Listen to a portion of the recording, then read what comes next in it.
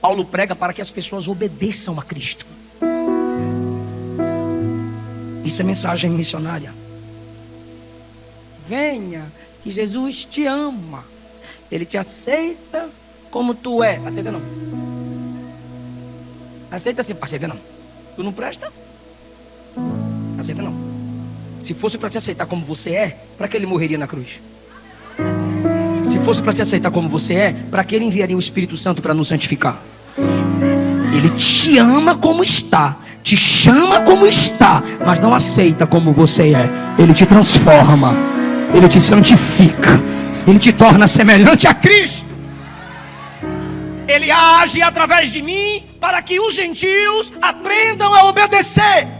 Você se converteu para ser obediente ao Evangelho e não para encher banco de igreja. Você se converteu não é simplesmente para ficar fazendo campanha para receber bênção, mandar pix para falso profeta, ou fazer campanha de envelope e passar em corredor de fogo, e que é tudo heresia. Não, você nasceu de novo para obedecer a palavra.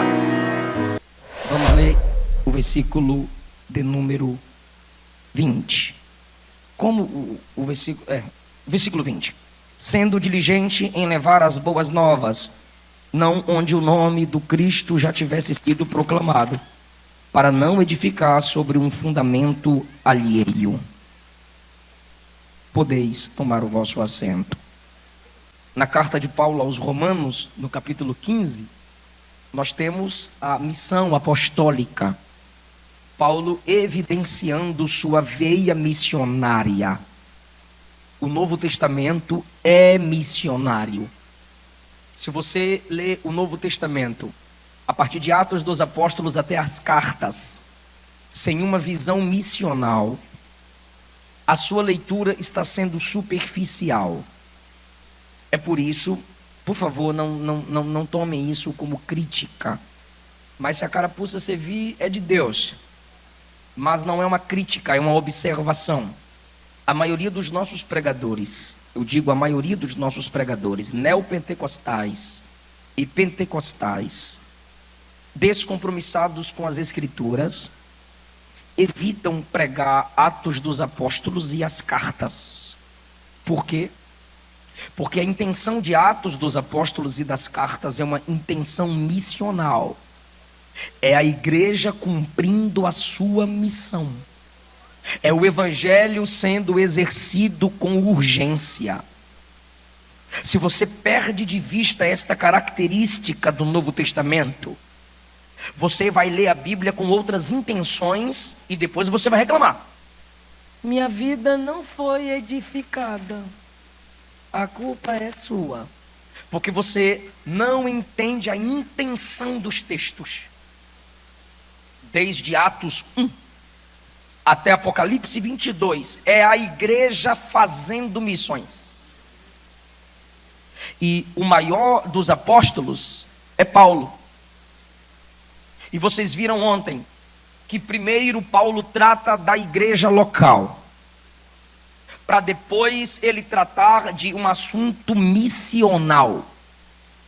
A igreja é organizada nos versículos 1 a 7, dizendo que precisamos perdoar uns aos outros, sustentar uns aos outros, ter paciência, esticar a capacidade para admoestar uns aos outros. E depois ainda sobre a igreja ele diz no versículo 14, que aquela igreja em Roma era cheia de bondade e cheia de conhecimento. Então ele está tratando um problema local, e ele diz que essa igreja tem bondade e conhecimento para resolver seus problemas locais. Que não enxerga a igreja como instrumento de Cristo na terra, vira crítico da igreja nas redes sociais.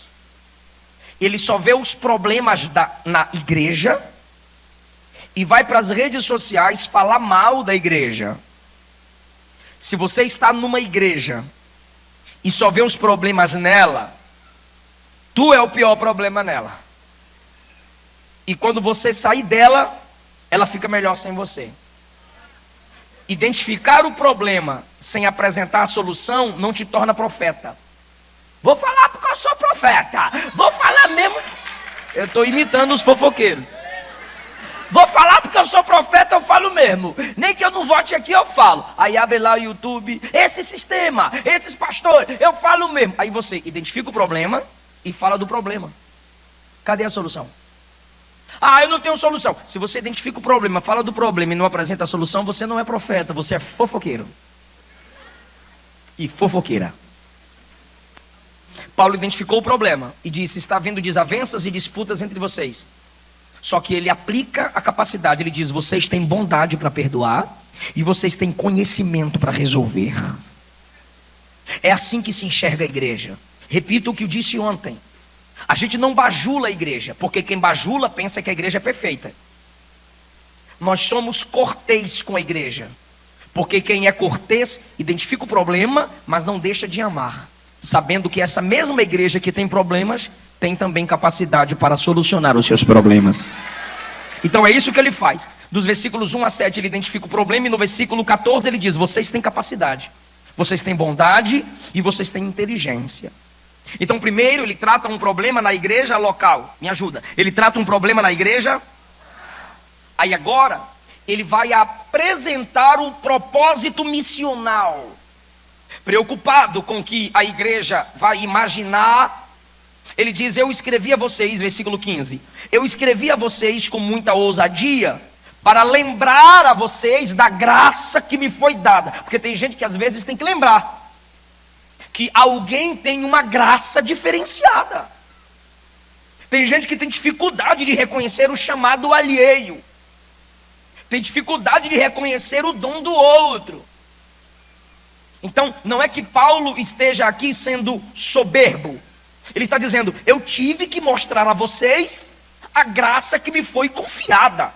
Jesus me confiou a dádiva de ser pregador.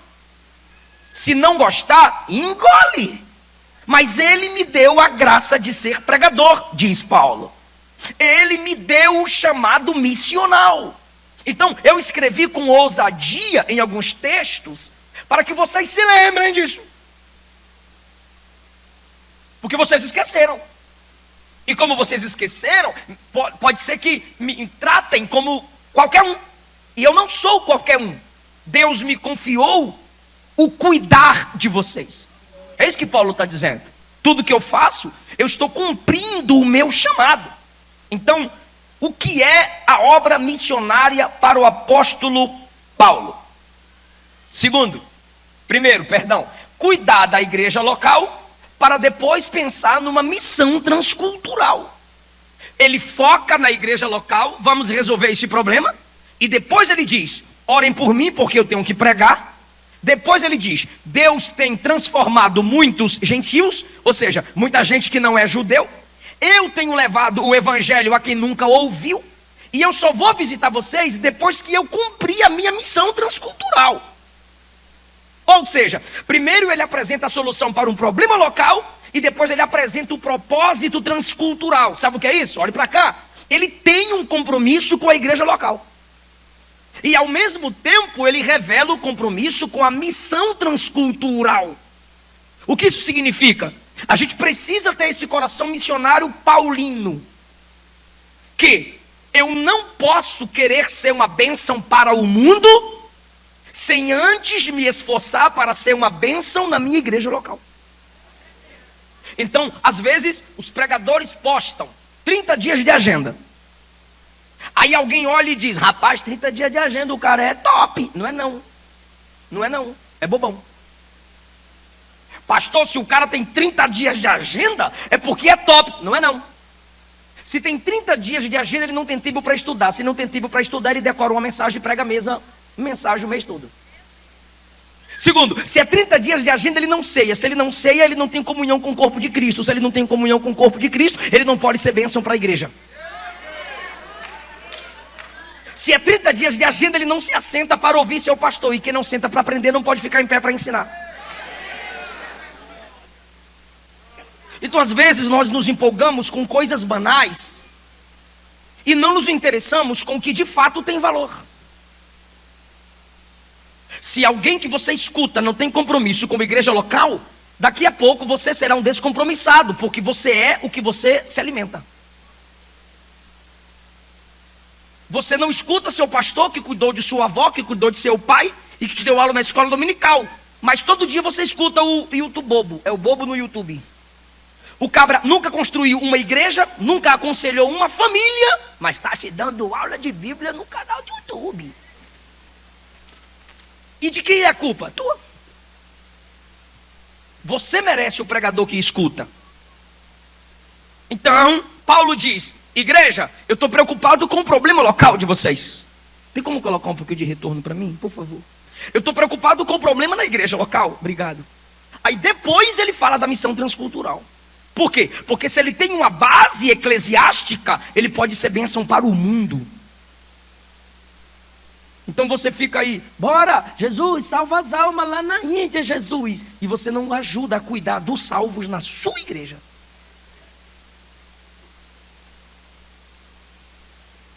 Segundo lugar, no coração de Paulo, a obra missionária é aceitar aqueles que vêm. Versículo 7. Por esse motivo, aceitai uns aos outros, como também Cristo vos aceitou para a glória de Deus. Então tá. A obra missionária é aceitar aqueles que vêm, mas ir àqueles que não vieram. Então, a gente tem a mania de aceitar quem chega. Venha, a porta está aberta, venha para Jesus. Isso é verdade. Só que a gente chama muito e vai pouco. Eu não posso, como igreja bíblica e missionária, simplesmente dizer: nós aceitamos vocês. Venham e aprendam o evangelho. Venham e aprendam sobre Cristo. Isso faz parte, mas não é a missão completa da igreja. No versículo 7, nós aceitamos quem vem. No versículo 16, Paulo diz que ele vai aos que não vieram. É mais ou menos assim, a igreja diz: vem para Jesus. Aí o cabra diz: eu vou. Aí a igreja diz: venha. Aí a igreja abraça. Aí outro dia: vem para Jesus. Aí o outro país diz: não vou. Aí a igreja diz: então se tu não vem, a gente vai. É assim a missão da igreja. Quem vem, a gente recebe. E quem não vem, a gente vai ao encontro dele e leva o evangelho, leva a palavra de Jesus. É o que ele diz no 16: sou servo de Cristo entre os gentios. Porque para os judeus já tem muito pregador. Jesus já veio para os que era seu. Pedro só queria, e Tiago só queria pregar para judeu. Filipe, Atos 8, pregou para samaritanos. Agora, quando você chega aqui, ó, ele diz no versículo 20: eu sou diligente em levar o evangelho aonde o nome de Cristo não foi anunciado. E ele prova na Bíblia que ele está sendo bíblico. Versículo 21, ele diz assim: eu levo o evangelho para aqueles que não ouviram, conforme está escrito: aqueles a quem nunca falou sobre Cristo, eles verão Cristo. E aqueles que nunca escutaram sobre Cristo serão instruídos. Ele está dizendo: gente, eu estou cumprindo a minha missão. A gente não recebe apenas aqueles que vêm, a gente deve ir. Aí eu fico preocupado com alguns crentes que não conseguem atravessar a rua para falar de Jesus ao vizinho. Como que vai atravessar um país para o outro? Você não consegue andar uma quadra ou dirigir duas, ou pegar bike e andar 3 quadras para chegar no culto de sua igreja, na escola dominical?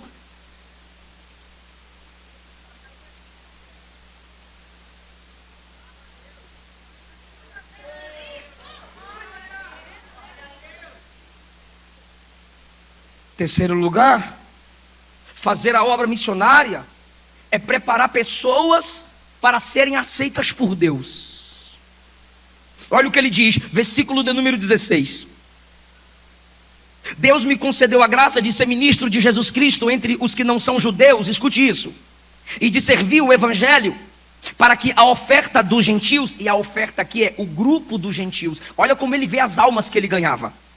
Ele vê as almas que ele ganha como oferta para Deus, para que a oferta dos gentios seja aceitável a Deus. Ou seja, para que o grupo que eu ganhei de quem não é judeu seja aceito por Deus. Olha isso! Como que nós pregamos? Venha e aceite a Jesus. Mas olha como Paulo pregava, olha como Paulo fazia missões. Paulo evangelizava as pessoas e instruía as pessoas, falando a elas: eu tenho que instruir vocês, discipular vocês, ensinar a Bíblia para vocês, para que Deus aceite vocês. Porque não é você quem aceita Deus, é Deus quem aceita você. Era mais ou menos assim que Paulo pregava. Quem é você para dizer, eu não aceito Jesus, não, eu não aceito ele, eu quero um capeta. Tu já é do capeta, se tu vive na prática do pecado. Quem é você para ter esse direito de dizer não é bom? Agora ele é santo para dizer, eu quero esse pecador. Ele é perfeito para dizer, eu quero aquele imperfeito. Ele é grande para dizer, eu quero aquele pequeno. Ele é santo para olhar para nós e dizer, eu santifico você, eu engrandeço você, eu sustento você, eu quero você. Isso é fazer obra missionária, você torná-las aceitas ou aceitáveis a Deus. Pastor, mas Deus, pastor, Deus não rejeita ninguém. Gênesis 4. E Deus aceitou Abel e sua oferta, e rejeitou Caim e sua oferta. Deus primeiro recebe Abel para depois receber a oferta. Deus primeiro recebe a pessoa para depois receber o que ela faz. E Deus rejeitou Caim para depois rejeitar a oferta. 1 Samuel 13-15. Deus rejeitou você, Saul. Você não mais será rei. 1 Samuel 16. Deus disse a Samuel, vai ungir outro rei no lugar de Saul, porque eu já o rejeitei. Ah, pastor, você está no Antigo Testamento. Eu tenho uma raiva disso. Primeiro, como se o Antigo Testamento não fosse Bíblia. Segundo, como se do Antigo para o Novo Deus fosse atualizado. É por isso que no último capítulo de Malaquias, penúltimo capítulo de Malaquias, Deus já brada. Antes de iniciar a transição do Antigo para o Novo, antes daquela página branca, Deus já diz assim, ó, eu, o Senhor, não mudo. Antes que você diga que eu mudei no Novo Testamento, eu sou o mesmo. Então bora para o Novo Testamento, bora para o amor. Senhor, eu te seguirei aonde tu fores. Jesus disse, você não vai. Raposa tem seus covis. Eu não tenho onde reclinar a cabeça. E o cabra virou as costas. O rico, Senhor, bom mestre, que devo fazer para ter vida eterna? Você já conhece os mandamentos, então vende tudo que tem, pega o dinheiro, dá para os pobres, me segue e terás um tesouro no céu. Aí ele virou as costas. Se fossem os pastores que existem aí hoje, Senhor, dá desconto. O cara é rico. Os discípulos ficaram assim, ele dispensou o homem rico. Aí Jesus olhou para os discípulos e disse, e não vem inventar que era um muro, um buraco no muro de Jerusalém, que os camelos passavam. Não, para de invencionice, é mentira. Jesus olhou e disse assim, um camelo passa no fundo de uma agulha, mas o rico que não abre mão da riqueza por minha causa, não entra no meu reino. Deixa ele ir. Jesus, o amor.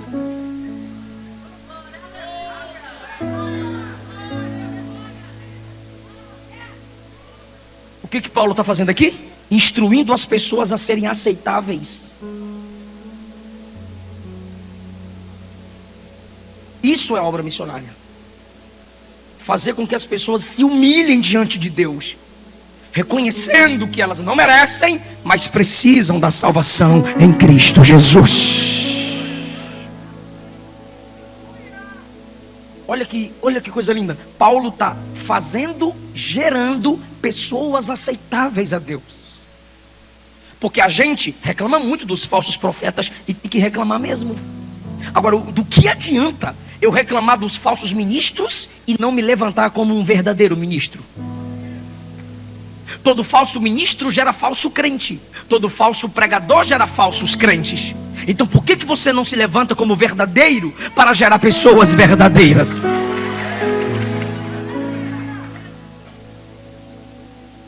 Ele ainda conclui, versículo 16. Eu recebi a graça para ser ministro. 16, para servir no evangelho. Por quê? Porque anunciar o evangelho nos torna servos. Eu que prego, sou um servo. É só você comparar. Você entra num restaurante, quem senta? Eu vou fazer uma pergunta e vocês são inteligentes. Quando você entra no restaurante, quem senta? O cliente ou o garçom? O cliente. Quem fica em pé? O garçom, que é o servo do cliente. Vocês estão sentados. Eu estou em pé. Eu sou servo de vocês. Eu estou aqui servindo a vocês. Eu estou aqui alimentando vocês. Tem gente que começa a pregar, se sente dono da igreja. Começa a pregar, já quer competir com o pastor da igreja. Começa a ter oportunidade para dirigir um culto, já se sente a quarta pessoa da Trindade.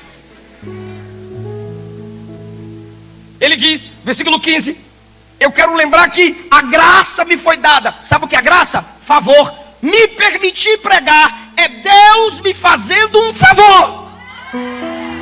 Eu não prego porque sei, não prego porque posso. Deus me concedeu essa graça, esse privilégio. Então, quando a Bíblia te manda pregar, não é obrigação sua. É Deus te dando um privilégio, é Deus te concedendo um favor.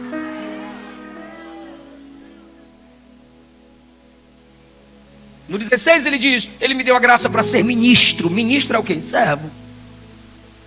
Se bem que os do STF acham que são deuses. Mas o significado da palavra ministro é servo.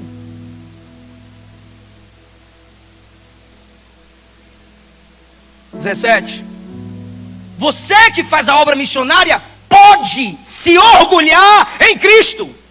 Você que evangeliza pode se orgulhar em Cristo. Olha o versículo 17. Eu tenho motivo para me gloriar em Jesus Cristo. Eu tenho motivo para me alegrar, para me orgulhar, conforme a minha versão, em Jesus. Ele não se orgulha nele, ele se orgulha em Jesus. Olha o que Deus não aceita. E aí, pastor Elias? E aí, Vaso? O senhor foi lá na China? Fui. Foi China? Índia. Foi lá na Índia? Fui não. Deus que levou eu. Foi uma bênção? Dá para ser melhor. Ganhou muitas almas? Eu não ganho nada não. É o povo que vem. Pregou muito? Tentei. Olhe para Paulo. Eu me orgulho, eu me alegro, eu prego e Jesus salva, eu canto e Jesus opera, porque tudo vem dele. Eu me alegro pelo que ele faz, eu me alegro pelo meu chamado. Para de bobagem, irmão. Eu não prego, eu arranho um gatinho. O irmão toca, eu tento, é o Satanás. O irmão prega, não, eu dou uma palavrinha. Então é porque não quer falar palavrão. A minha esposa chegou no aeroporto, aí a moça lá do check-in, você é cantor? A moça nem crente era, meu Deus. A moça vai falar o evangeliquez, correto? Não vai. A moça reconheceu, disse, você é cantora, não é? Ela, eu adoro. Eu falei, é cantora sim. Ela canta bem, é bonita. Então uma música dela já chegou a 10 milhões. Acessa aí pra tu ver, ó, 10 milhões de visualização. Deixa o like, canta muito a minha esposa. Pastor Eliseu, você prega? E bem. Eu sei o que ele me deu. Eu sei a graça que ele me concedeu. Eu me alegro nele. Você é pastor de igreja? Eu tô lá com o povozinho lá. Você é pastor de igreja? Tô lá, irmão. 10 pessoas, mas pensa no povo cheio de Deus. Pensa no povo cheio do Espírito. Converse com missionários para você ver a alegria com que eles fazem a obra. Eu tenho motivo para me orgulhar em Jesus. Está aí no versículo 17. Por que você tem motivo para se alegrar, Paulo? 18. Porque eu não me atrevo a falar de algo que ele não fez através de mim. Isso é muito top. Olha o que ele está dizendo. O que eu prego é só aquilo que ele fez através de mim.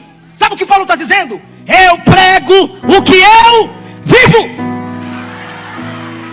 Se eu digo que ele salva, é porque eu já vi ele salvar. Se eu digo que ele cura, é porque eu já vi ele curar. Se eu digo que ele ressuscita, eu já vi ele ressuscitar. Então continua pregando que Jesus batiza, porque ele batiza mesmo. Continua pregando que Jesus transforma, porque ele transforma mesmo. Continua falando que ele prospera, porque ele prospera mesmo. Se você entende essa palavra, levante a mão e se glorie em Jesus.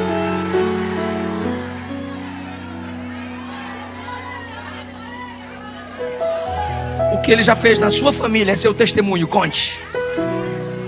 Você não precisa ser teólogo para ser pregador. Você não precisa ser reverendo para ser pregador. Você não precisa ter 30 anos de crente para ser pregador. Abre a boca e fala do que ele fez na sua vida. Conta do que ele já fez.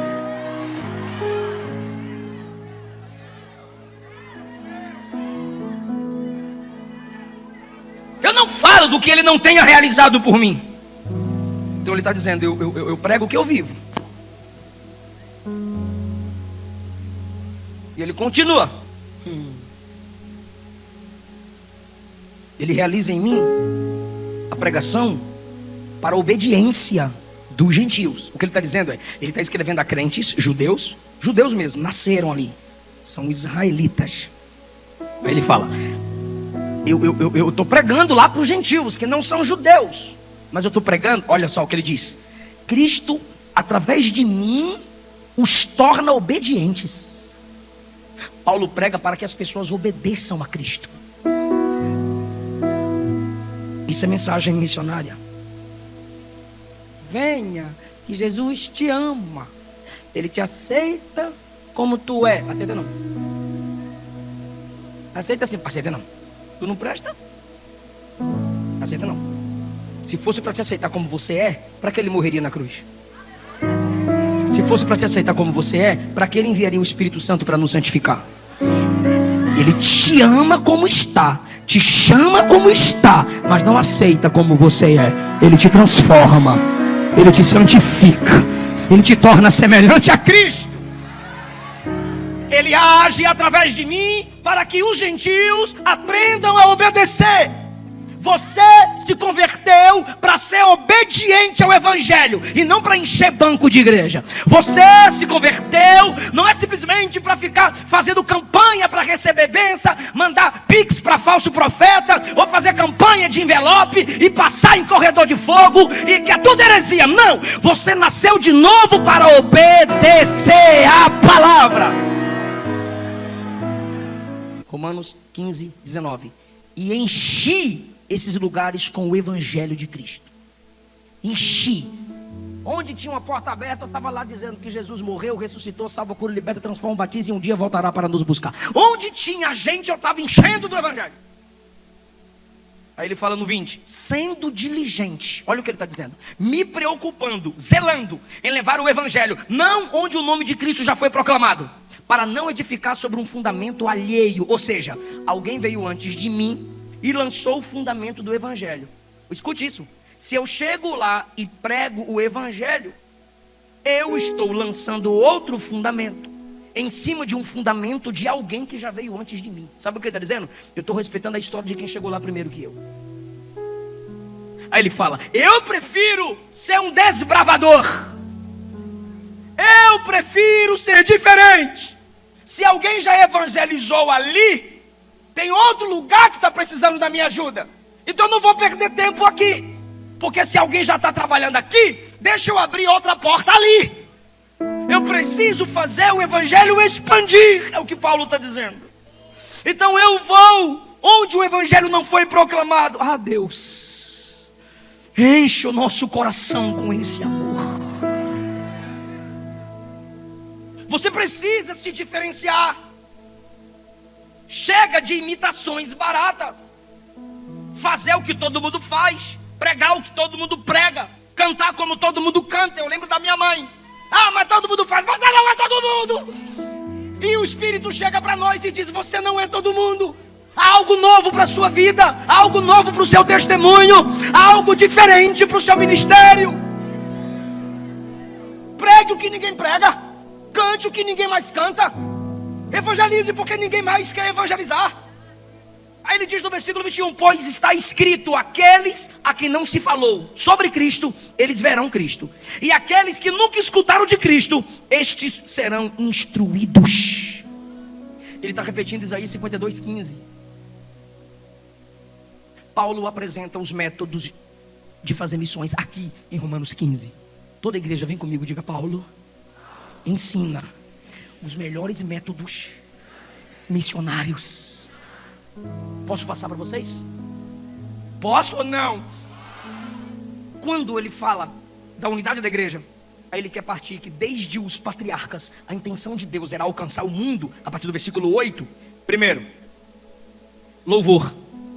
Versículo 9, porque está escrito,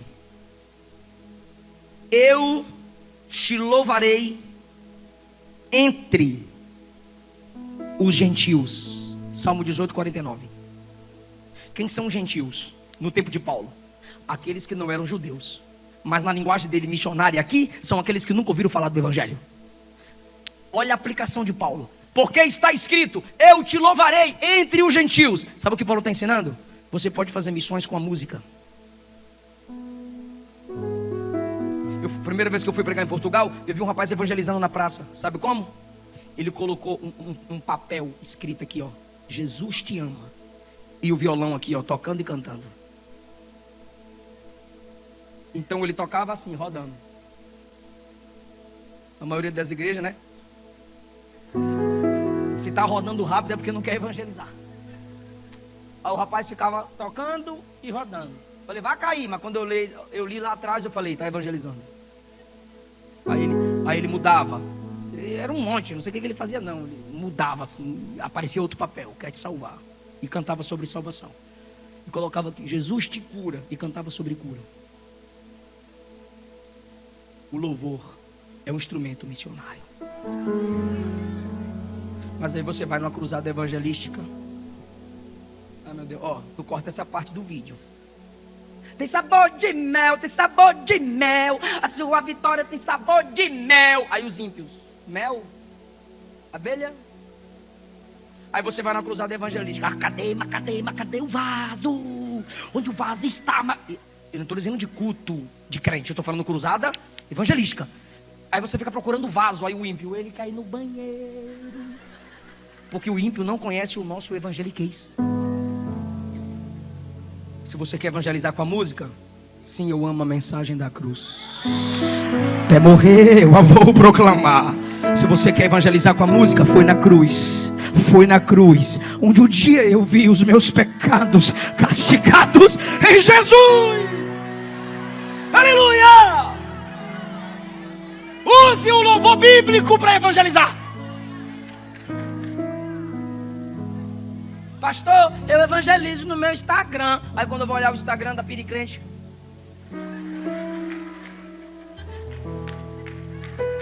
versículo tem, só não tem a lã na ovelha. E macho também, no banheiro. Nem para cair um raio. Aí fica assim a vida toda. É muito bico nessa internet, meu Deus. Muito bico.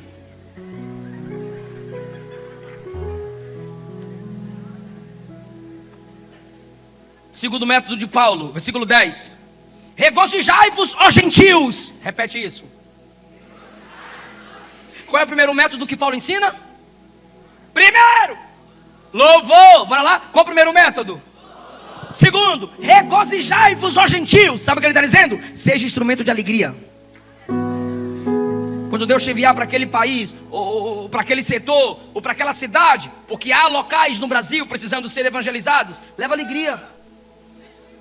Não estou mandando virar palhaço, mas pode ser um palhaço, põe um negócio lá e depois tira e fala de Jesus e tal. Tu sabe, Deus vai te dar estratégia, mas leve alegria.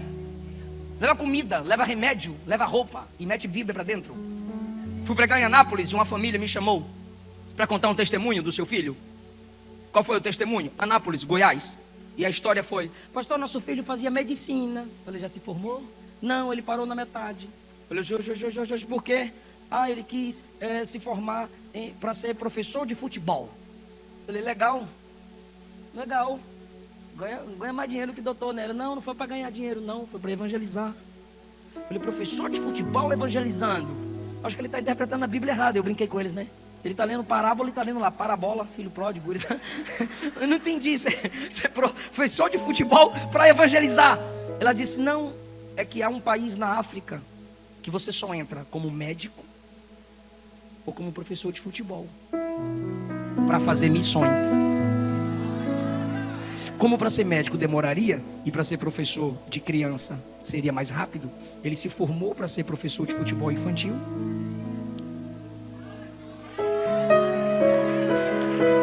Entrou no país como professor de futebol infantil,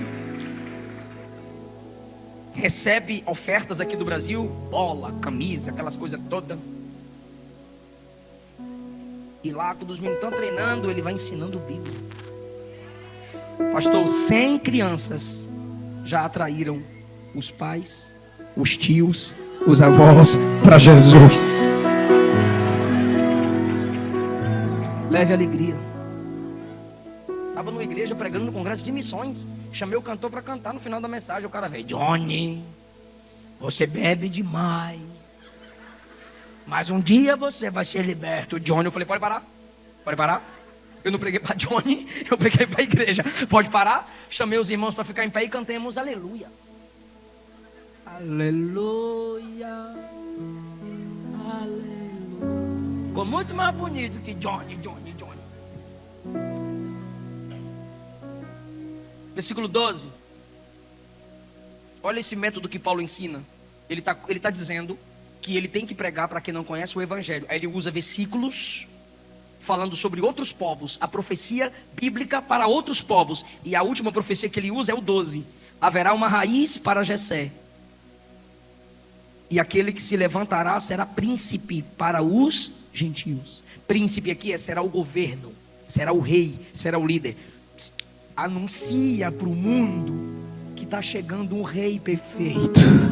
Anuncia para o mundo que está chegando um rei no santo. Irmão, pastor Elias sabe mais do que eu. Tem muitos países dominados por ditadores, países dominados por um governo comunista, ditatorial, pessoas sofrendo debaixo do governo humano. Aí chega missionários e diz: está difícil hoje, mas o rei por excelência um dia vem.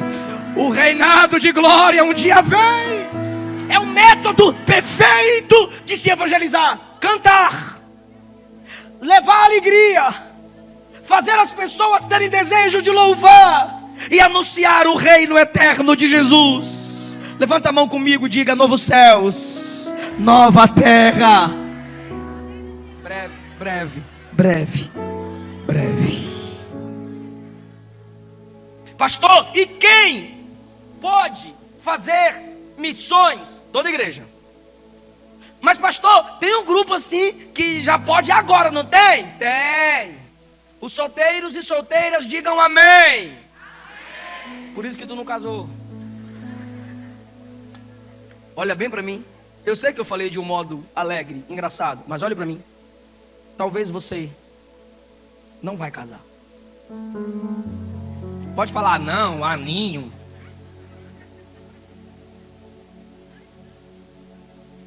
1 Coríntios capítulo 7, Paulo fala: cada um permanece na vocação em que foi. 1 Coríntios 7, Paulo fala de solteirismo e casamento. O seu chamado deve ser missional. E você só se sentirá realizado e realizado fazendo missões. Eu não vim aqui te enganar.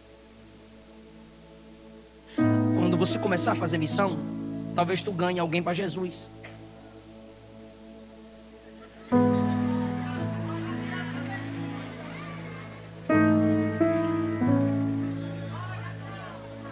E depois tu vai ganhar para tu.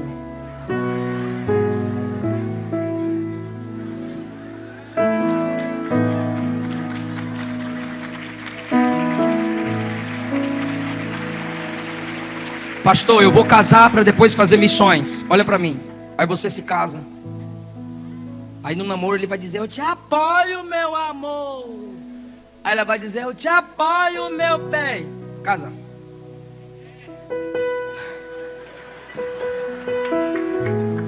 Mas é verdade, é todo dia uma guerra.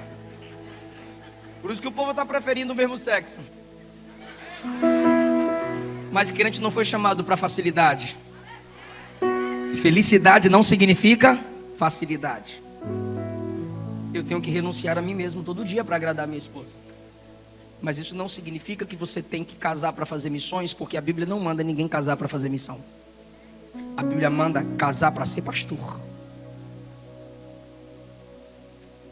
O pastor tem que ser casado. Missionário?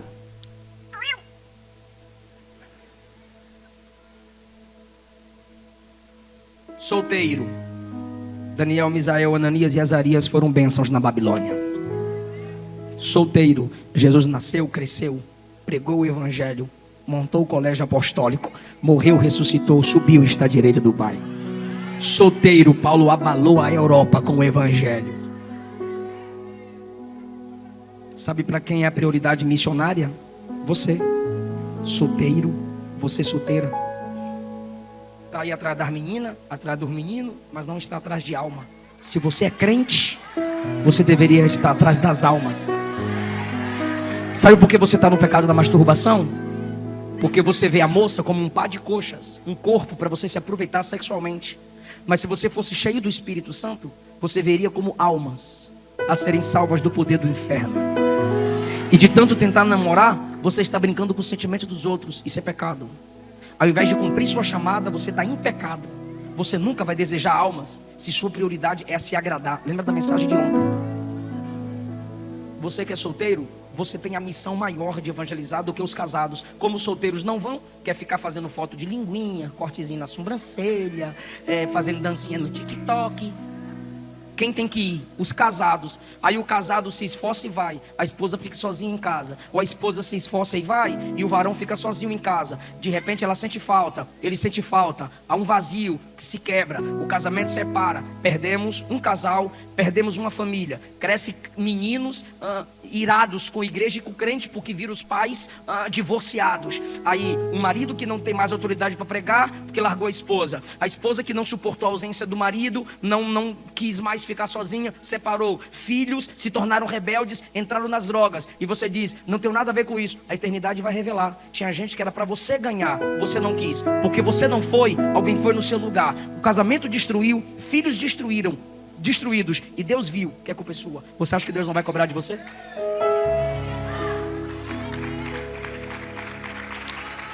Que o Espírito Santo tenha misericórdia de nós.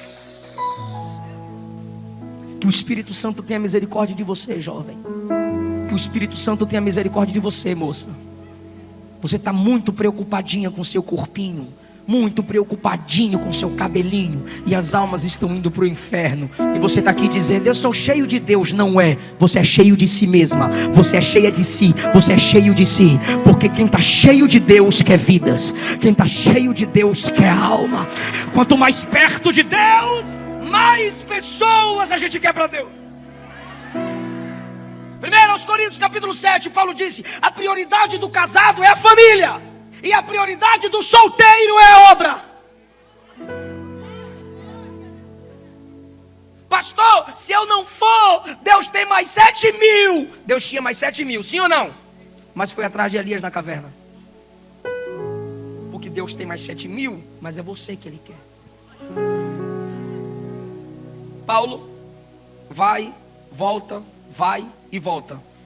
Ele não tem um compromisso conjugal. Ele tem liberdade para ir e vir. Segundo, como faço missões, pastor? Ofertando. Larga de ser ruim. Fala de dinheiro, você já atribula. Sabe por quê? Você é avarento. E avareza na Bíblia é idolatria. Aí você diz, lá vem o pastor falar de dinheiro. Pastor que fala de dinheiro para mim é ladrão. Então se o pastor é ladrão, você é avarento e idólatra. Você tem 2 pecados a mais do que o pastor. Tu vai para o inferno antes dele. Olha o que ele diz no versículo 25. Agora eu estou indo para Jerusalém para ministrar aos santos.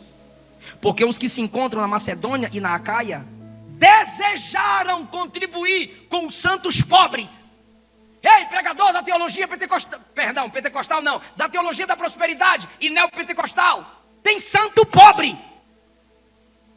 O diabo olha e diz assim: é santo, mas é pobre. O pregador falso diz: tu és santão, mas é pobre. Aí o santo olha para ele e diz: sou pobre, mas sou santo. Se Jesus voltar eu subo, se eu morrer eu subo. Olha o que ele diz: eu estou indo a Jerusalém porque os irmãos da Macedônia e da Acaia desejaram contribuir, não foram obrigados. Não teve ninguém enganando, faça a oferta conforme a sua idade. Não teve manipulação. Eles desejaram. Me ajuda, diga: desejaram. Sabe o que é isso? Para de dizer: eu só dou se Deus me tocar. Quando você diz que só vai dar se Deus te tocar, sabe o que você está dizendo? Eu tenho coração de pedra. Sabe o que você está dizendo? Eu sou ruim. Se Deus tem que te tocar para você ofertar em missões, você está desviada. Você está desviado. Quem é cheio do Espírito ama a obra. E quem ama a obra deseja ofertar. Eu odeio tirar a oferta. Todo lugar que eu vou, os pastores: pastor, você tira a oferta? Não, vou ficar tirando dinheiro do povo. É o povo que tem que desejar ofertar na obra de Deus. Aí, como o povo não deseja, surgem os ladrões, bandidos, lobos cruéis. Eles desejaram contribuir com os santos pobres que estão em Jerusalém. Estão onde? Jerusalém. E agora Paulo quer ir a Jerusalém para ele levar o dinheiro para os santos. 27. E eles o desejaram fazer porque estão em dívida com eles. Deixa eu fazer uma pergunta só para quem lê Bíblia. Jesus ordenou que pregássemos o evangelho, sim ou não? Se ele ordenou, temos que obedecer. Quem não obedece está em débito, está em dívida. Mas por que ele está falando da dívida dos irmãos da Acaia e da Macedônia? Ele conclui: porque os gentios participaram com eles do espiritual. Por favor, eu estou encerrando. É até o 33, já estou no 27. Por que eles têm dívida com os judeus? Porque através dos judeus nós conhecemos Cristo. Sabia? De Noé veio Sem, de Sem veio Abraão. Escuta, de Abraão veio Isaac, de Isaac veio Jacó, de Jacó 12 filhos, dos 12 filhos 12 tribos, das 12 tribos Israel, de Israel veio a palavra e Jesus, de Jesus os apóstolos, dos apóstolos o evangelho passou pela Europa, América, chegou no Brasil. Olha vocês aqui. O Jesus, nosso Salvador, judeu.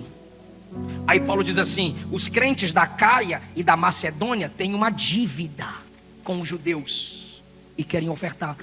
Você tem uma dívida com os missionários. Você é assembleano e quem mais evangeliza são os assembleanos. Não, pastor, eu não sou assembleano, mas sou pentecostal. Os que mais evangelizam são os pentecostais. Só que você não foi. Você tem uma dívida, porque no seu lugar tem gente indo. Então você está em débito. E eles querem ser, como eles estão em dívida com eles, porque os gentios participam com os judeus do que é espiritual, estão em dívida para lhes servir com as coisas materiais. Se os nossos missionários nos alegram com os testemunhos de salvação, e se alegrar com o testemunho de salvação aqui é algo espiritual. Como que você se alegra com a Netflix e paga, se alegra com a Premiere e paga, aí quando você se alegra pelo espiritual, você não se sente endividado? Aleluia! Já desliguei, nem esboço tem, então receba. Aí ele diz assim: eles querem participar eles participam das coisas espirituais, então eles querem servir aos judeus com coisas materiais. Sabe, quando você olha para um vídeo desse e diz assim: esses missionários me edificam, esses missionários falam para mim que a igreja não está morta, esses missionários me provam que ainda que tenha pastor bandido, tem gente que ama a obra. Isso te edifica ou não? Te alegra ou não? Então bora ajudar eles.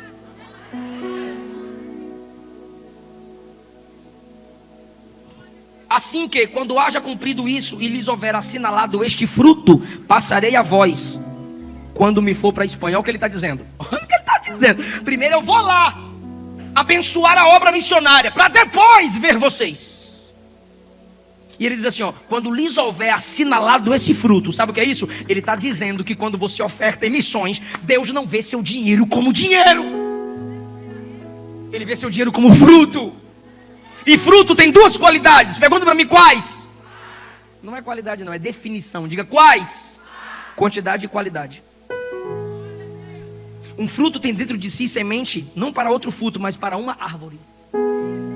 E o fruto, para ser alimento, ele tem que estar bom, saudável. Então fruto evoca qualidade e quantidade. Você oferta com qualidade quando você dá com alegria. E você também faz da sua oferta um fruto quando você também valoriza a qualidade e a quantidade. R$1 por mês, tá bom, mas dá para melhorar. Porque todo ano você aumenta seus entretenimentos. Por que não aumentar a oferta missionária? Ele diz assim: só vou estar com vocês no 28 quando eu completar essa oferta lá. 29, porque sei que quando eu for a vocês, eu vou chegar com a plenitude da bênção do Evangelho do Cristo. Ele está dizendo assim, ó, eu vou chegar aí com mais testemunhos missionários para vocês. 30, mas a vós eu rogo, meus irmãos, por nosso Senhor Jesus Cristo, pelo amor do Espírito, que trabalheis comigo em oração por mim a Deus. É um pedido trinitário, viu, unicista herege? É um pedido trinitário. Rogo por nosso Senhor Jesus, pelo amor do Espírito, que trabalheis comigo em oração a Deus Pai. Como fazer missão, pastor? Diga. Obrigação dos solteiros. É só os solteiros e solteiras que eu quero ouvir. Bora lá. Obrigação dos solteiros. Falou, se comprometeu. Deus vai pegar tu. Segundo, como eu faço missões, pastor? Ofertando. Terceiro, 30, orem por mim. Orando. Pastor, olha aqui. Psst, tu que fala que não consegue orar 5 minutos. Eu vou te ensinar a orar. Vou te ensinar. O senhor trabalha com quantos missionários? 16 missionários ou famílias? Famílias. 16 famílias de missionários. Então soma aí a quantidade de nomes, rapidinho. Menos de 1 minuto o senhor tem. Soma aí uma quantidade de nomes. 60. Imagina você de joelho, Jesus, o missionário Cifrônio, a irmã Cifreta e o filhinho Jesus, Jacobinho. Imagine você orando por 60 missionários. Duvido que tu não passe de 5 minutos de joelho. Pastor, e minhas causas? E eu? Não se agrade. Capítulo 15, versículo 3. Deus não te chamou para agradar a si, mas para agradar o outro. Pastor, mas eu tenho que ficar intercedendo? Irmão, quando você canta, você se torna semelhante a anjo. Quando você prega, você se torna semelhante a apóstolo. Mas quando você intercede, você se torna semelhante a Jesus, porque Ele está à direita de Deus, intercedendo por nós.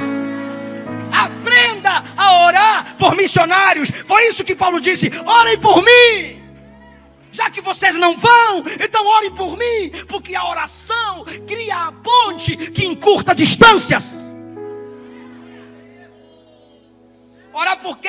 Irmão, fuja desses pastores. Levanta a mão que eu vou orar por você. Vem aqui na frente que eu vou orar por você. Aí ele entra na live, coloca seu pedido que eu vou orar por você. E tu não pede oração não, velho? Tu é o bichão mesmo. Tu ora por todo mundo e ninguém ora por tu. Máquina. Jesus. Olha o que Paulo está dizendo. O maior plantador de igrejas, o maior apóstolo do Novo Testamento depois de Jesus. Orem por mim. Eu preciso das vossas orações. Quem sabe a igreja estava dizendo: Paulo, você é o cara, eu te admiro demais. Ele diz: eu não quero mais admiradores, eu quero intercessores. Orem por mim. Pode aplaudir a Jesus, pode dar glória, bate o pé.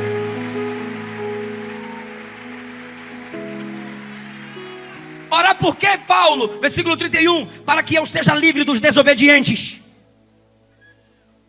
Sabe por quê? Teve gente que não conseguiu mais ser sua amiga, ser seu amigo, porque alguém orou por você, seu pai, sua mãe, seu pastor. Deus, livra minha filha do laço, livra meu filho do laço. Tem gente que Deus não projetou o futuro dela. Deus não projetou seu futuro com aquela pessoa. Então Deus faz com que os desobedientes se afastem. Orem para que Deus me livre dos desobedientes. E seja bem recebido pelos santos. Olha o que ele está dizendo. Ora para Deus tirar de perto de mim quem não presta e me fazer bem recebido pelos que prestam.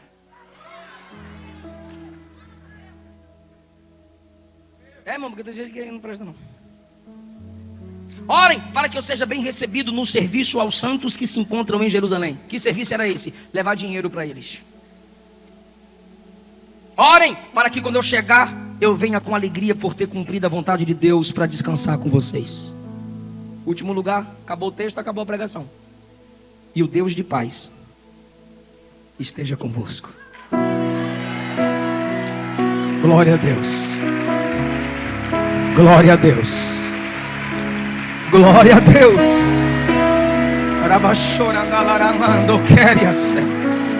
Aleluia. Você vai falar algo comigo, daqui a pouco você aplaude e glorifica, amém? A minha música deu certo? Deu? Rapaz, eu vou levar esse cara para Goiânia. Levante a mão. Irmão, quando a gente acabar de falar, você solta? Vai lá, DJ. Levante a mão.